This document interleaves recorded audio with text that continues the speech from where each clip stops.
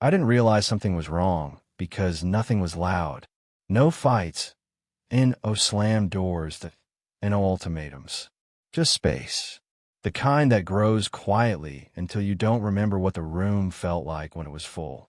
Her name was Emily. We'd been together almost 4 years when I started noticing how carefully she spoke. Not softer, more precise, as if every sentence was being measured before it left her mouth. That should have scared me. It didn't. I thought we were stable. That was my favorite word back then. Stable.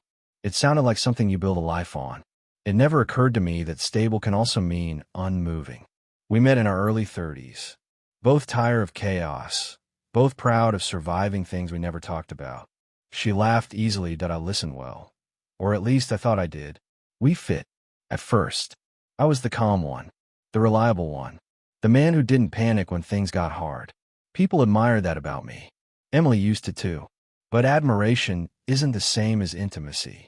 I learned that later. The first sign came on an ordinary Wednesday. We were sitting on opposite ends of the couch. Same room, different worlds.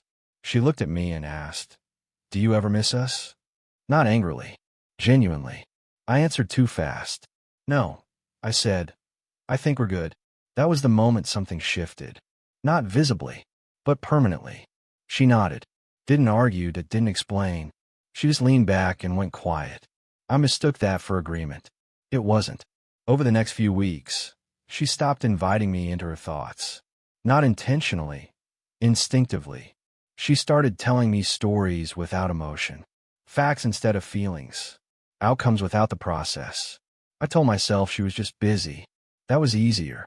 One night, she asked, "Do you still see me?" I laughed. "Of course I do." She didn't laugh back. "I don't mean physically," she said. "I mean, do you notice me changing?" I didn't answer right away. Not because I didn't care. Because I didn't know how. That silence lasted too long. She filled it herself. "I think you fell in love with a version of me that doesn't exist anymore." That sentence stayed with me. I just didn't understand it yet. I believed love was consistency. Showing up, providing, staying steady. I didn't realize she was asking for curiosity. For presence. For me to be affected by her. She started spending more time out of the apartment. Yoga classes, long walks, coffee with friends whose names I didn't recognize. I didn't ask many questions. Part of me was relieved. Space felt peaceful. One evening, she came home late.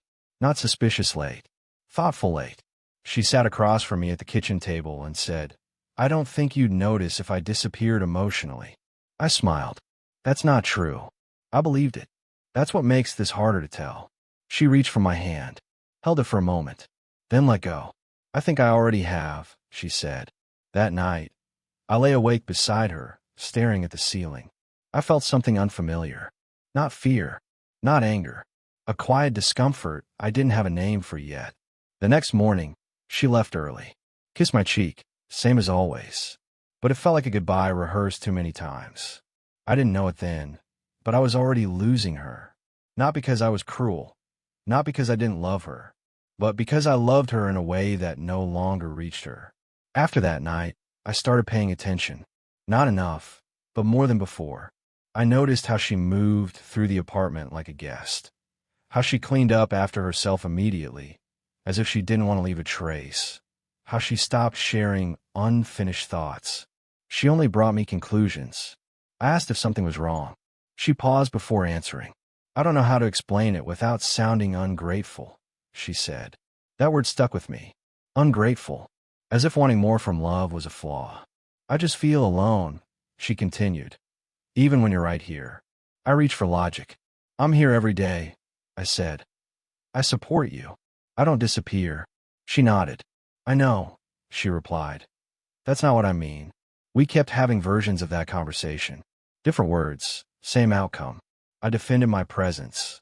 She tried to describe her absence. Neither of us felt understood. I started doing more. Cooking dinner. Asking about her day. Listening longer. But it felt forced. Like I was performing attentiveness instead of inhabiting it. She noticed. One evening, she asked, "Why now?" I didn't answer. Because the truth was uncomfortable. I wasn't changing because I wanted out. I was changing because I was afraid. She told me she felt like she had been shrinking to fit my calm, that she stopped bringing up certain thoughts because they made me withdraw. I didn't remember withdrawing, but memory doesn't always agree with impact. I told her I needed time to adjust. She said she'd already given me years. That hurt, mostly because it was true. The tension wasn't explosive. It was worse. Polite, careful, controlled. We avoided hard topics to keep the peace. Peace came at a cost. One night, she asked me something I wasn't ready for. If I had met you today, she said, would you still fall in love with me? I hesitated. That hesitation was loud. I don't know, I admitted. She looked down. I think that's my answer, she said quietly. A week later, she suggested couples therapy. I agreed immediately. Too immediately. She noticed that too. You're not scared yet, she said.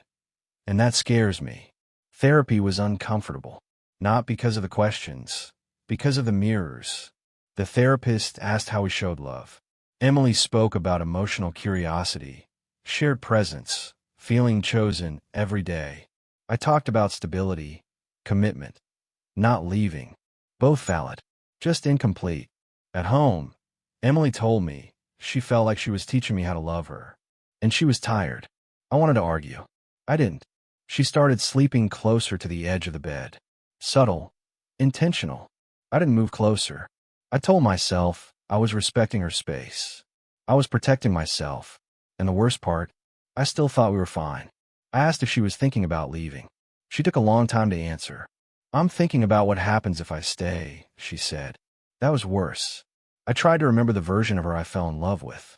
The one who laughed easily, who leaned into me, who shared every thought without editing. She hadn't disappeared. She had adapted. One evening, I came home to find her sitting on the floor, surrounded by old photos. Not crying, just sorting. That scared me more than tears would have. I don't know who I am in this relationship anymore, she said. I know who I used to be. I sat beside her. Too late. She told me she still loved me. But love wasn't the issue. Presence was. That night, I realized something I wasn't ready to accept. I had been loving her from a distance. Close enough to stay, too far to feel. And somewhere between my steadiness and her longing, we were losing each other quietly. She didn't leave all at once. There was no suitcase by the door and no dramatic announcement. Just a shift. A distance that stopped pretending to be temporary. It happened on a Sunday morning. The kind of morning that feels slower than it should. She was sitting at the kitchen table, coffee untouched. I don't think I can keep explaining myself, she said. Her voice was steady. That's how I knew this wasn't an argument. I asked if there was anything I could do. She looked at me for a long time. I needed you to ask that a year ago, she replied. That sentence landed softly, but it stayed. She told me she didn't feel angry. She felt finished. That was harder to hear. Anger would have meant something was still alive. I told her I finally understood. She smiled gently. I believe that, she said. I just don't believe it changes what already happened. We talked for hours. Not to fix anything. To name it.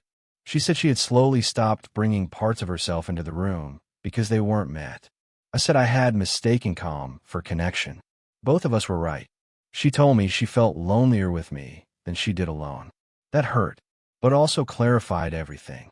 She said she wasn't leaving because she stopped loving me. She was leaving because she stopped recognizing herself. I didn't beg, not because I didn't want to, but because I finally understood that asking her to stay would mean asking her to disappear a little more.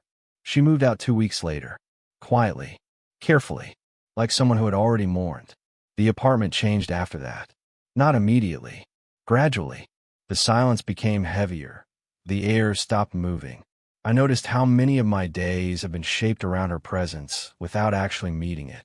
For a while, I avoided the truth. I told myself we just grew apart. That timing was wrong. But late at night, when nothing distracted me, I knew better. I hadn't been absent physically. I had been absent emotionally. I started therapy, not to get her back, but because I didn't want to lose myself the same way again. I learned how often I retreated into steadiness when things felt emotionally demanding. How silence had become my shield. How being easy to be with it cost me depth. Months passed. I dated again. Slowly, more honestly. I asked better questions, that I stayed present when discomfort appeared. Sometimes I failed, but I noticed it now. That mattered. One evening, I ran into Emily at a bookstore. She looked good, grounded, at ease. We talked briefly, kindly. She told me she was happy. I believed her.